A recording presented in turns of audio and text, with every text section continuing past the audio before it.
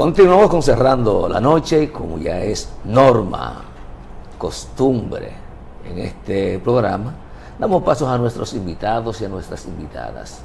Hoy vamos a conversar con Franklin de Jesús. Franklin de Jesús es médico y cirujano, además de su calidad profesional, está aquí en condición de miembro del Partido de la Liberación Dominicana, además precandidato a diputado en la circunscripción número 1 del Distrito Nacional por esa organización política. Buenas noches, Franklin. Buenas noches, Junior. Gracias por la gentileza, la invitación. Con toda certeza que me siento sumamente honrado de estar acá contigo y sobre todo con ese amado público que habitualmente ve y escucha tu programa. Franklin, gracias. Franklin, ¿por qué quieres ser diputado? Realmente siempre me ha gustado la política, es decir, como arte, como ciencia, como opinión, como proyecto. Me encanta trabajar en pos de un bien común, un interés general, un bienestar colectivo, un desarrollo integral de todos y de preservación de derechos que son fundamentales para el desarrollo de las personas. Yo creo que aquí no existe una cultura de defensa de lo que es común, y si no defendemos lo que es común, entonces vamos perdiendo todo lo que es la posibilidad de tener una mejor infraestructura del transporte, un mejor nivel educativo, de educación, un mejor aparato de justicia que ejerza justicia con equidad y que cumpla con el pacto social. Es decir, no tendremos un buen desarrollo económico local de las comunidades, no podremos tener lo que es un buen desarrollo humano y sobre todo lo que es algo que es importante, que es la protección, la defensa, el auxilio de sectores de la productividad que son importantes para el desarrollo. Franklin, mencionaste un concepto que no es usual en la política dominicana, sobre todo pensar en lo común, en lo colectivo. Y tu presentación un poco como que dista mucho de la organización política a la que tú perteneces y que gobernó durante 20 años en la República Dominicana y que aparentemente hubo un divorcio total de esos principios fundacionales de esa organización política. ¿Tú crees que encaja bien en el PLD todavía? Junior, mira, una excelente pregunta, una pregunta que pone en cuestionamiento, nos pone en cuestionamiento realmente. Ahora, tú sabes que tanto la política como la ética forman parte de lo que es la filosofía práctica. Entonces, en toda organización, una organización con valores y principios, pero lo que es la ética, el hecho de hacer las cosas bien, de hacerlas mal, el ser justo, ser injusto, el hecho de utilizar la política o utilizar el poder a favor de una persona, de un grupo, y no en base a un interés general y un bienestar colectivo. ¿Qué ocurre? Eso es inherente a la persona, es una actitud del ser humano. Ahora, si tú te pones a observar, más del 99% de la población del PLD son personas que mantienen esos valores, esos principios, los principios del amor a nuestro país, el amor a la libertad, el desarrollo, la solidaridad, la identificación con los más vulnerables. Es algo ya lo que no identificaba, que era lo que era la disciplina, lo que era la organización. Nadie puede decir aquí en este país que el PLD no era un partido organizado. Y desde el punto de vista estructural, es un partido que es el mejor partido de tanto, es decir, a nivel del Caribe y de Centroamérica también. Sigue siéndolo en tu perspectiva. Es decir, realmente el PLD tiene una estructura y hoy en día está mucho más fuerte que nunca porque tenemos una estructura a nivel nacional. ¿La estructura o el partido? ¿Qué está más fuerte que nunca? No, la estructura, diríamos la imagen, porque tú no puedes confundir, perdón, con todo respeto, lo que es la imagen individual de algunos actores sociales políticos que nosotros debemos considerar que hubo gente que se salió fuera de rumbo. Ahora, no podemos permitir que aquellos que se salieron fuera de rumbo continúen oscureciendo el camino. Es decir, el PLD tiene mucho futuro y nosotros vamos a demostrar que realmente somos el mejor partido de este país. Todas las veces que hemos tenido la posibilidad de ir a la administración pública, hemos tenido la posibilidad de demostrar de que se han administrado, es decir, de que hemos tenido mayor capacidad de estratégica, de gerencia, es decir, no tenemos, por ejemplo, como actualmente que están ocurriendo tantos problemas por ejemplo, de liderazgo institucional, de que muchas cosas no están funcionando. Mira cómo están los problemas de la luz que realmente ya habíamos sobrepasado todos esos apagones, lo que es la inflación. Por ejemplo, el gobierno actual es un gobierno que tiene un Estado, es decir, un gasto público que corresponde a un 19% de lo que es el Producto Bruto Interno, aproximadamente 22 mil millones de dólares. Ahora, ¿qué puedo decir? Nosotros sencillamente solo recaudamos un 15%, es decir, hay un 4% de ese 15% y nosotros el gasto es un 19%. Hay un 4% que realmente es probable que se tome prestado. Aquí hay que transparentar más cosas. Nosotros creemos en un Estado que sea más pequeño, más transparente, más confiable, más eficiente, de tal manera de que puede generar mayor confianza en la sociedad. ¿Cómo un Estado más pequeño puede garantizar los derechos fundamentales de la gente que tú te referiste al inicio de la conversación? Porque eso es mucho... neoliberalismo no garantiza derechos. El Estado pequeño es una concepción política, ideológica y administrativa neoliberal, es decir, del capitalismo moderno. No, realmente, sí, mira qué bueno, me gustó tu pregunta. Realmente eres bastante inteligente, de verdad que sí. Aquí, por ejemplo, países ricos tradicionalmente tienen estados pequeños. Mira a ver Suiza, mira a ver Luxemburgo, hay que ver el nivel de educación que tienen. Y aquí lo que hay que transparentar muchas cosas. Por ejemplo, el gasto tributario, que no se ha, por ejemplo, aprobado lo que es el Código Tributario, el gasto tributario tiene que ser con obligación de resultados. Si nosotros, por ejemplo, tomamos prestado, aproximadamente hay un déficit de un 4% con relación al Producto Bruto Interno. El gasto público, el gasto tributario es de un 4.5%. Eso hay que transparentarlo. Hay que transparentar también ese 38%, ese 38.5% que entra dentro de la informalidad de todas esos negocios que son negocios que existen a nivel de, por ejemplo, lo que es las bancas, la financiera, pero todo ese tipo de negocio que se hace detrás, que entra dentro de una economía negra, una economía subterránea, nada de eso, hay control, hay que ver todas las evasiones, es decir, aquí hace falta más confianza y sobre todo, por ejemplo, ese sistema corrupto bajo el cual muchos se acomodan, que no pueden, eso también tiene que terminar por el bien de todos, porque estamos viendo que la situación se va tornando un poco difícil, es decir, tenemos 82% de la población en condiciones de vulnerabilidad financiera, es decir, son las personas, son los hogares que no tienen los recursos suficientes para poder suplirse todas sus necesidades básicas. Mira cómo está, por ejemplo, la mayor parte de los sueldos de las personas, el 88% se va simplemente en pagos de alquiler, es decir, hay un pensamiento alemán que dice que si tú tomas prestado es construir fábricas de pobres. Entonces no estamos de acuerdo con eso. Yo creo más en incentivar el sector productivo, proteger, defender, asistir sectores que son importantes, pero no importar cosas que se producen en nuestro país. Creo que hay que crear planes de autosuficiencia, programas de autosuficiencia desde el punto de vista alimentario, del punto de vista de lo que es la energía, y también construir programas de, por ejemplo, jóvenes construyendo un futuro. Que hay que cambiar el sistema educativo. El sistema educativo tiene que ser guiado en base a la necesidad del sector productivo. ¿Cuántos empleos técnicos necesitamos a nivel de área de tecnología, a nivel de la educación, a nivel de la salud, a nivel del turismo? Nuestros bachilleres, cuando terminan el bachillerato, tienen que dominar fluentemente 2 idiomas, sobre todo, por ejemplo, el inglés y el francés. Porque si no, ¿qué ocurre? Que la mayor parte de las plazas, muchas plazas de nuestro sector turístico van quedando en manos de extranjeros. ¿Sí? Es simplemente cambiar, es solamente visualizar, saber que el activo más importante que una sociedad tiene es el capital humano. El capital humano es que es capaz de producir bienes y servicios, generar riqueza, autonomía, desarrollo.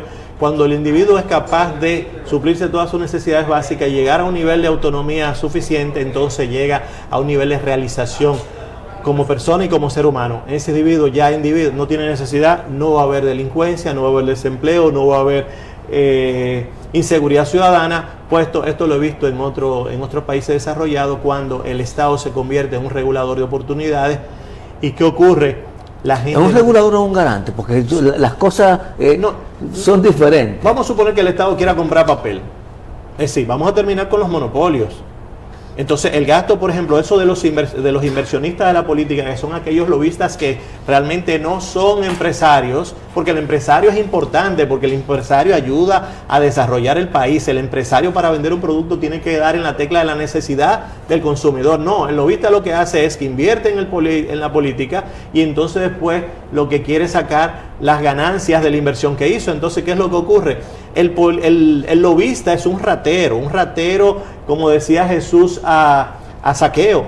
Jesús perdonó a Zaqueo, pero Zaqueo tuvo que comprometerse a entregar 4 veces lo que le había quitado a la gente. Entonces, ¿qué pasa? El lobista lo que hace es que compra 5 y le vende a 100 al Estado.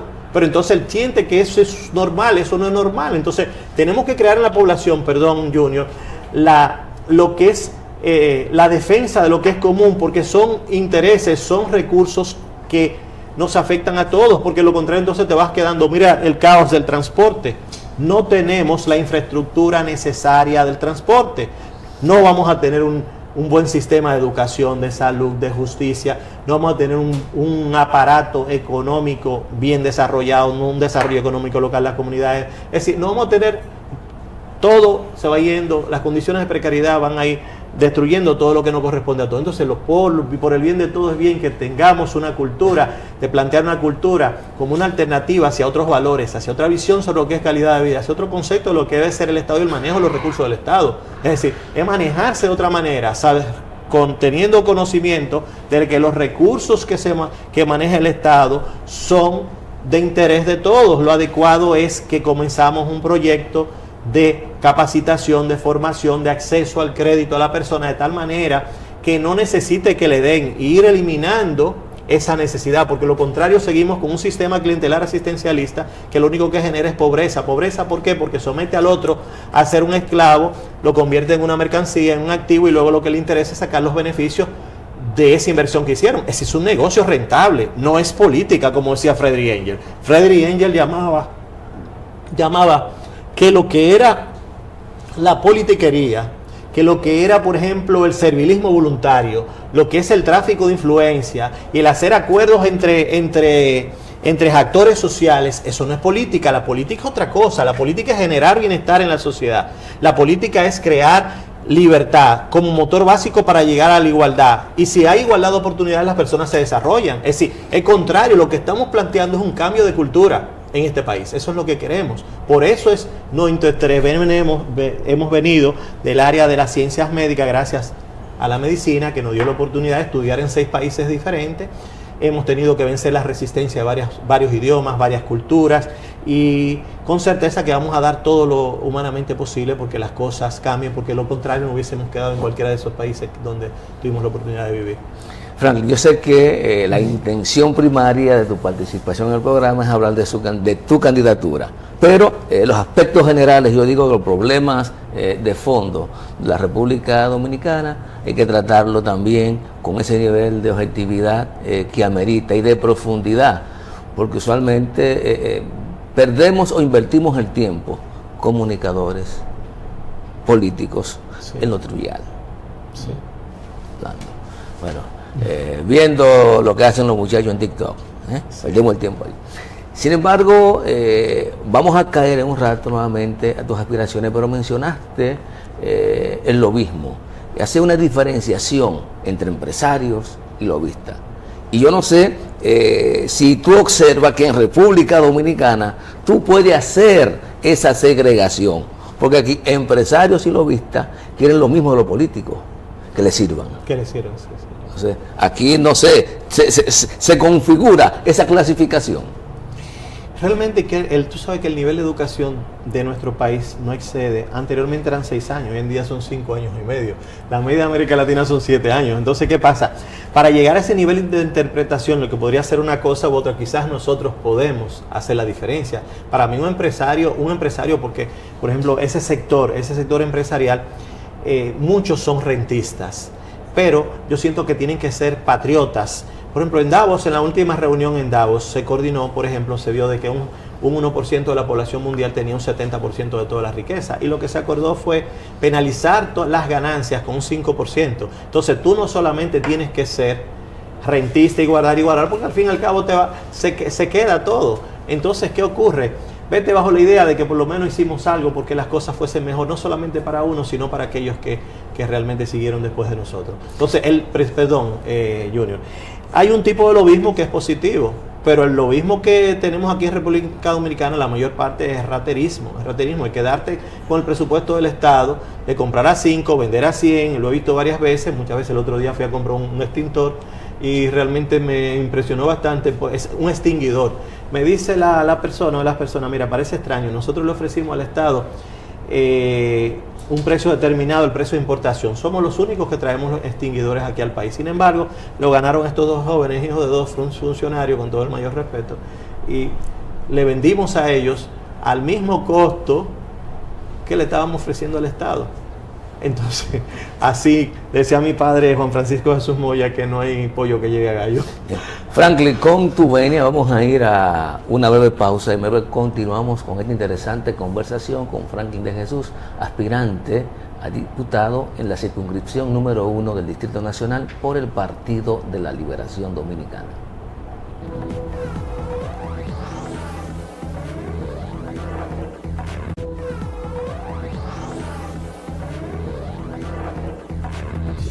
De vuelta con Cerrando la Noche, esta interesante conversación con Franklin de Jesús. Y vamos a darle la bienvenida a don Giovanni Almonte y de los Santos. Buenas noches, don Junior, buenas noches para el invitado.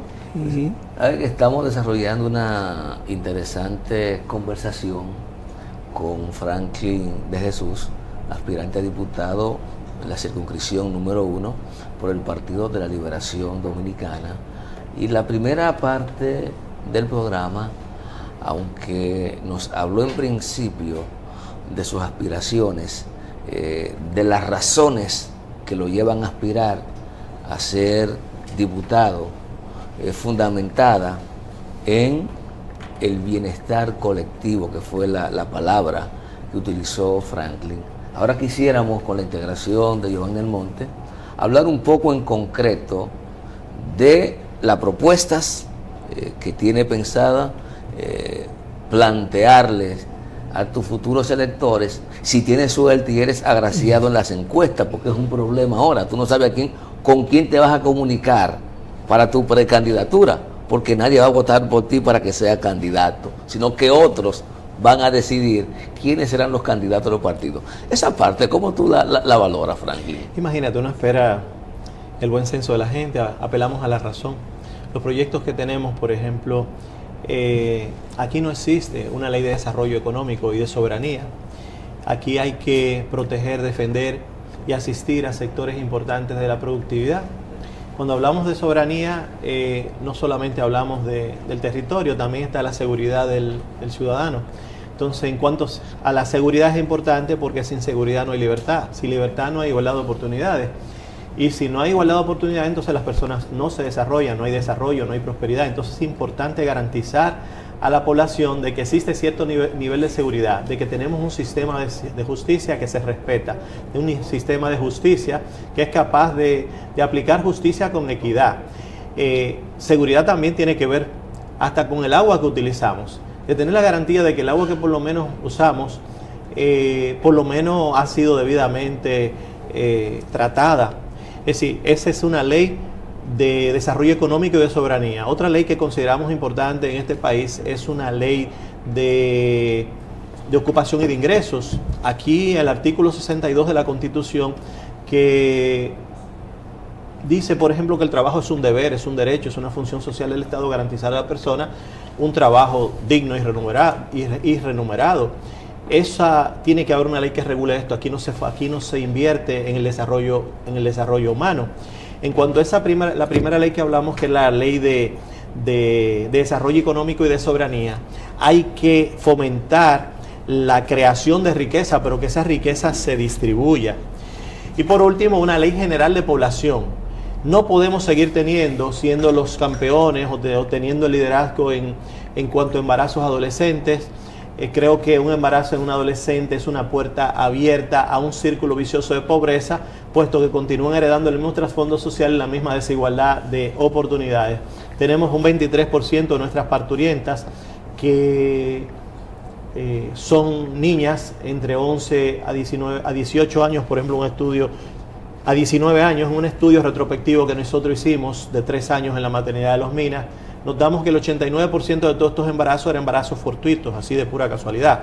Apenas el 45% habían terminado el nivel intermedio, es decir, y un porcentaje muy alto, el 42% de estos niños tradicionalmente no son declarados por sus padres. Son niños que crecen con una repercusión emocional negativa de rechazo frente a un padre que muchas veces decidió o no decidió quizá declararlo, pero también frente a una sociedad que le ha impedido, le ha limitado, le ha negado todas las posibilidades de desarrollarse. Entonces, como decía el profesor Juan Bosch, todo individuo, todo ser humano buscará la manera de sobrevivir como de lugar. Es decir, las causas que generan la inseguridad, la delincuencia en este país, la pobreza, la exclusión social, aquí nunca se han tratado, porque aquí se ve el ser humano aquí no se invierte. Un país rico invierte en el ser humano de tal manera de que produzca bienes y servicios, genere riqueza, autonomía, desarrollo, capacidad de suplirse todas sus necesidades básicas y lo que es la autorrealización como individuo y como persona. Eso es lo adecuado, el que piensa, es decir,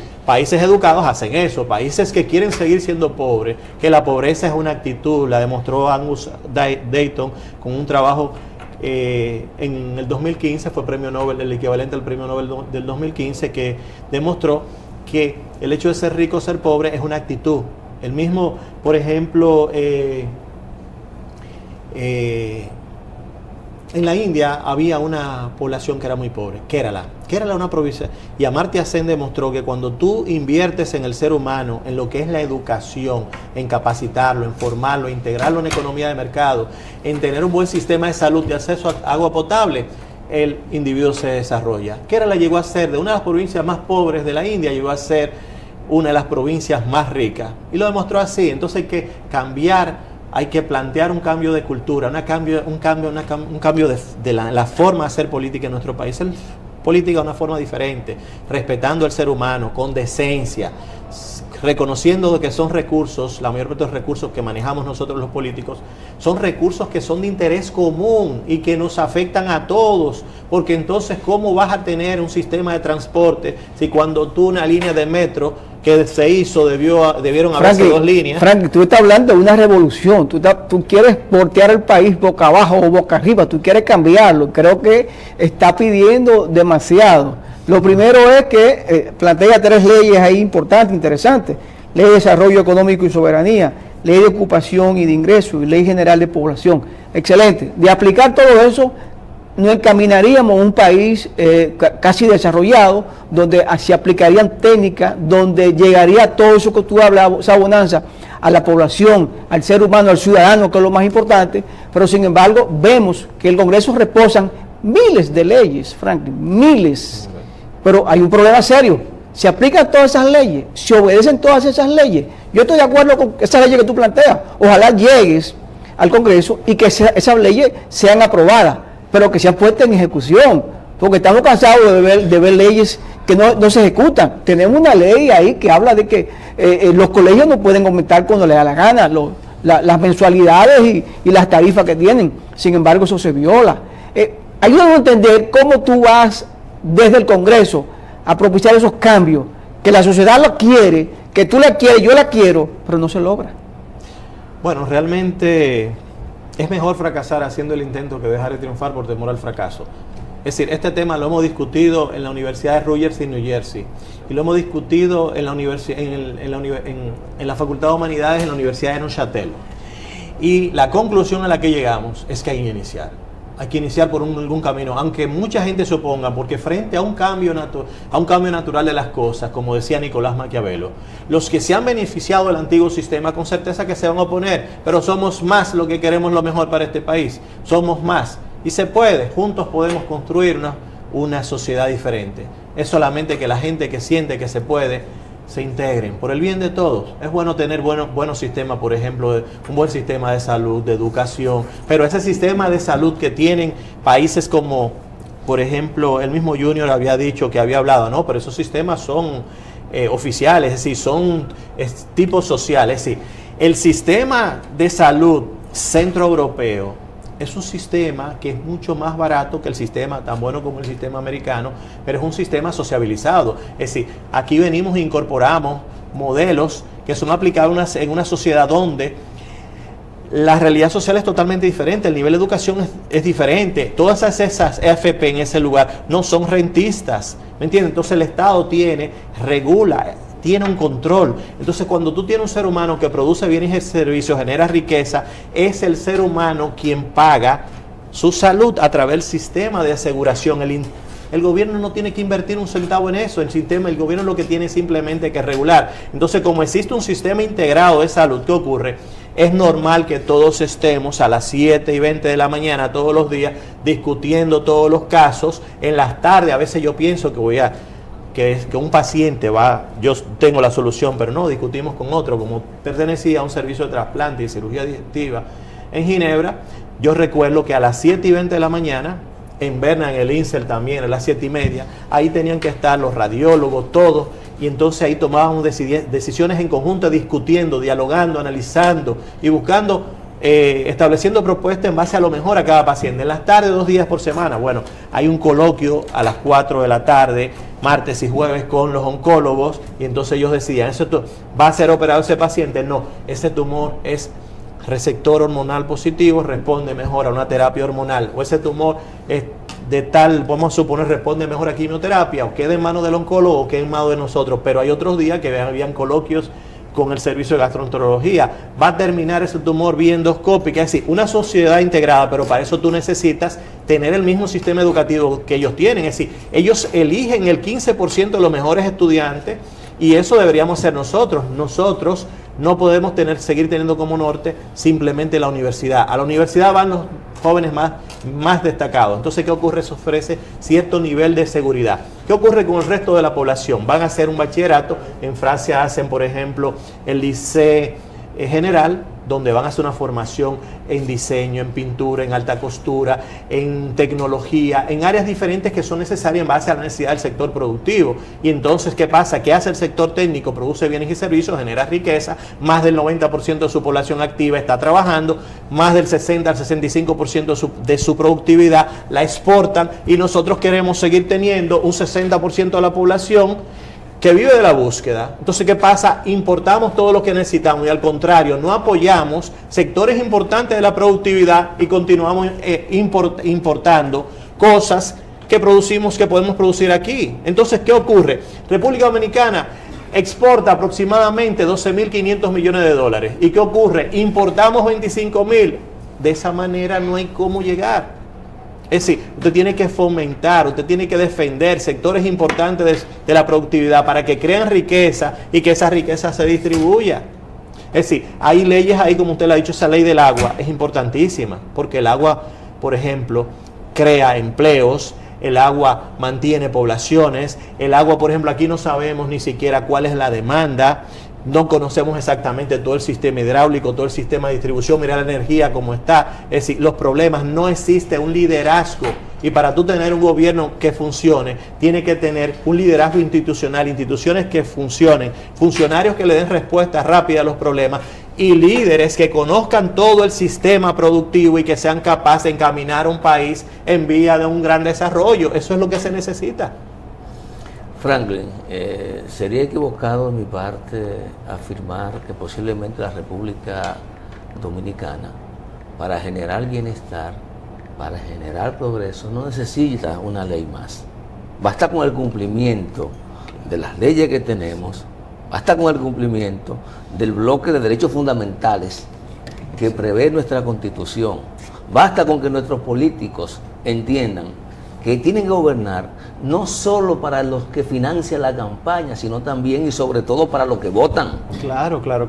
Eso es algo que tú lo has dicho, es decir, las demandas de la sociedad y los proyectos sociales se quedan a un lado. ¿Por qué? Porque tienen que suplir las necesidades de aquellos inversionistas de la política que no son políticos tradicionalmente, porque un estadista piensa en el futuro de los niños que no han nacido. Entonces, ¿qué ocurre? Tenemos un sistema político y unos políticos que han comprometido el futuro de niños que no han nacido. Si volvemos a la idea de que el gasto público representa un 19% de lo que es el Producto Bruto Interno, y si apenas recaudamos un 15% y tenemos que tomar prestado un 4%, el gobierno le quedan pocas posibilidades, pocos recursos para invertir en el desarrollo humano, cuando lo más importante es que tú inviertas en la persona, que es lo más importante, es el activo más importante, porque la persona es que es capaz de producir bienes y servicios y generar riqueza y generar desarrollo. Es la gente lo más importante.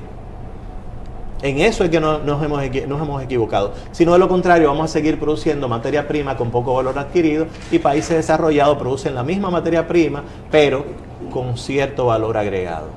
Ellos terminan siendo ricos y nosotros seguiremos siendo pobres. Definitivamente, creo que el quid del asunto para desarrollarnos es la educación, pero lamentablemente no logramos entender que la educación es fundamental. Taiwán es el ejemplo, otros países están ahí, son el ejemplo, que hace 50 años tenían el mismo per cápita o los ingresos igual que nosotros, que República Dominicana, y decidieron crecer y hoy son potencia, pero tenemos que seguir invirtiendo en educación. El ministro Ángel Hernández dijo hoy que si los padres se involucraran más en la educación, nuestros hijos serían mejores profesionales y se insertarían mejor en la sociedad dominicana, porque serían mejores, llenarían más sus capacidades y pudieran ser entes productivos en la sociedad, pero lamentablemente seguimos el Estado queriendo cargar el dado, culpando a otras personas de la responsabilidad que tiene el Estado, que al final es velar porque tengamos educación de calidad, y sabemos que hay un componente: padre, madre, estudiante, profesor y el Estado dominicano. Sí, Giovanni, perdón que el ministro puede tener la mejor intención, pero tiene limitaciones, en cierto sentido. ¿Por qué? Porque hay que cuestionar los contenidos acorde al momento actual. Hay que manejar ciertos temas, por ejemplo, la educación en el norte de Europa se basa en base a la asociación del aprendizaje, por ejemplo, a la emoción o al miedo. Todo lo que tú lo asocias al miedo, pero tienes que saber cómo funciona el cerebro. 3 cerebros: un cerebro emocional, un cerebro racional y un cerebro que es el cerebro rectilíneo. Es decir, esa es la teoría de los 3 cerebros, tienes que conocerla. Tienes que conocer los 3 sistemas de memoria, porque no es lo mismo la memoria episódica de recuerdos, de que me recuerdo, por ejemplo, el teléfono, por ejemplo, de Junior, o me recuerdo de su nombre. Por lo mismo, esa es la memoria temprana. Está la memoria tardía, que tiene que ver con los recuerdos de los amigos de la infancia. Está la memoria de procedimientos, muchas veces cuando ya tú creas un hábito, es decir, el éxito depende de la sumatoria de pequeños hábitos todos los días. Ya tú no lo piensas, ya tú no lo haces con la parte anterior automático del cerebro, sino ya episódicamente tú lo haces. Sí, personas que se le ha dañado el hipocampo, es decir, donde está la memoria de episódica, tú los pones a ver y andan de bicicleta y hablan también, porque la memoria del lenguaje está a nivel del lóbulo izquierdo del cerebro, que es del área de Broca y el área de Broca y el área de Wernicke. Entonces, ¿qué pasa? Tú tienes que dominar el tema de inteligencias múltiples. Tienes que dominar el tema.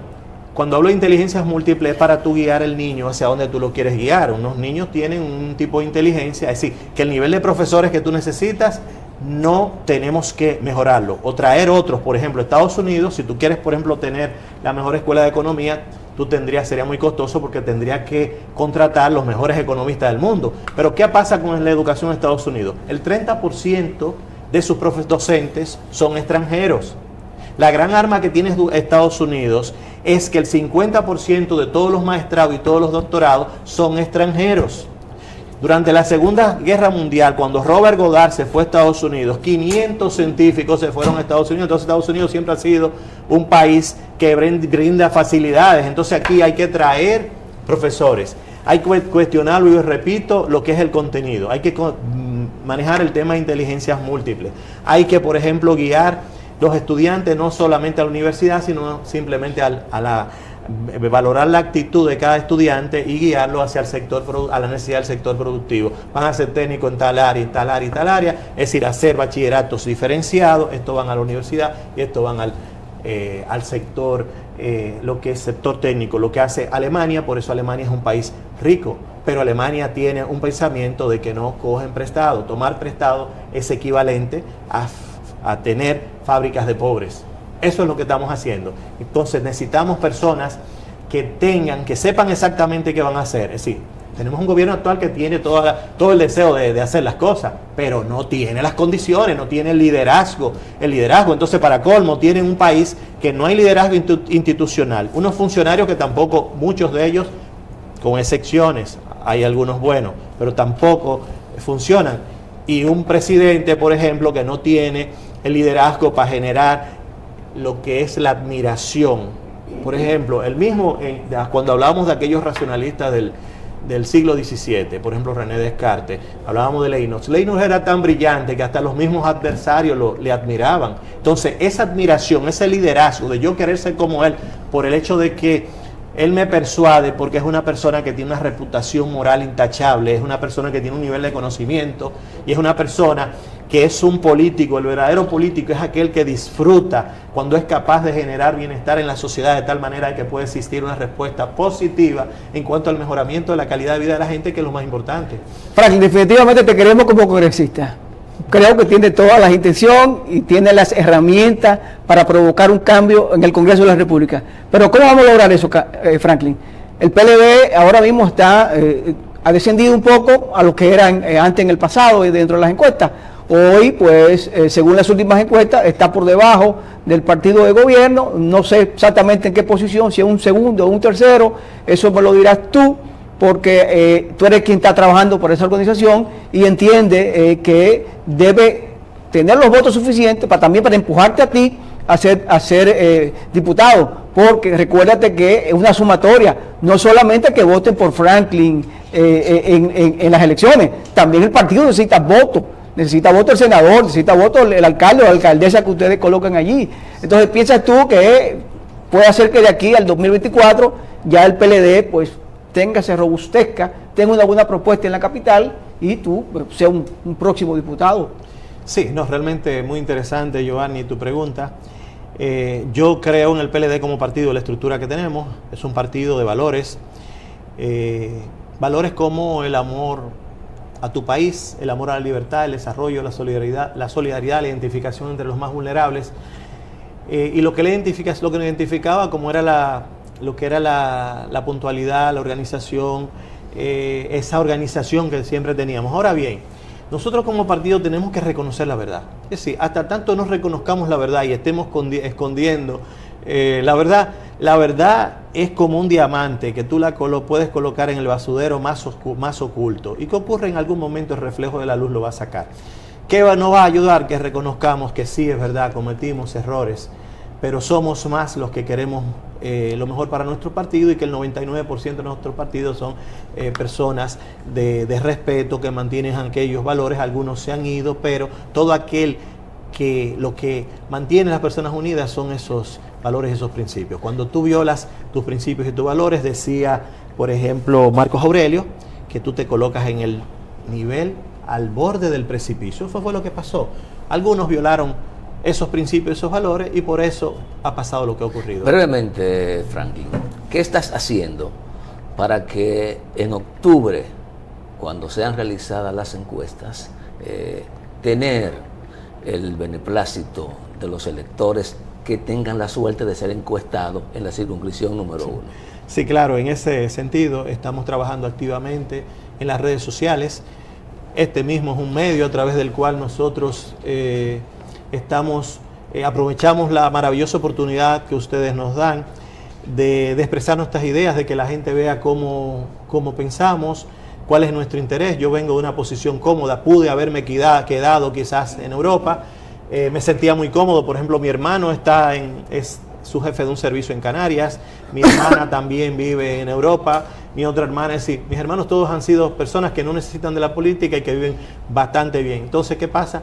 Nosotros hemos venido porque queremos lo mejor para nuestro país y nos interesamos en un partido. Vimos que muchos partidos eran plataformas políticas sin ideología que se habían convertido en plataformas cuyo único interés era mercantil. En ese sentido, vimos el PLD, y el PLD también, a mí, yo he sentido cierta afiliación desde que era muy joven, a pesar de que uno tiene roles en la vida.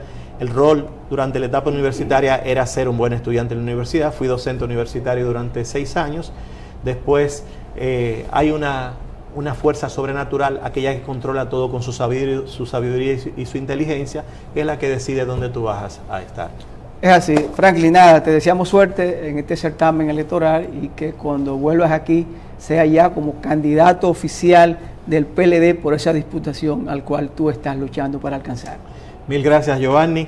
Con certeza que la mayor satisfacción es de que podamos aplicar aquellas ideas y aquellos proyectos que tenemos, porque son la base, es el primer paso para poder tener una mejor sociedad. Señores, conversamos con Franklin de Jesús, quien es precandidato a diputado del Partido de la Liberación Dominicana, circunscripción número 1. A ustedes gracias por la sintonía. Este equipo encabezado por Junior Espinosa y quien les habla, Giovanni Almonte, nos despedimos. Será pues hasta mañana.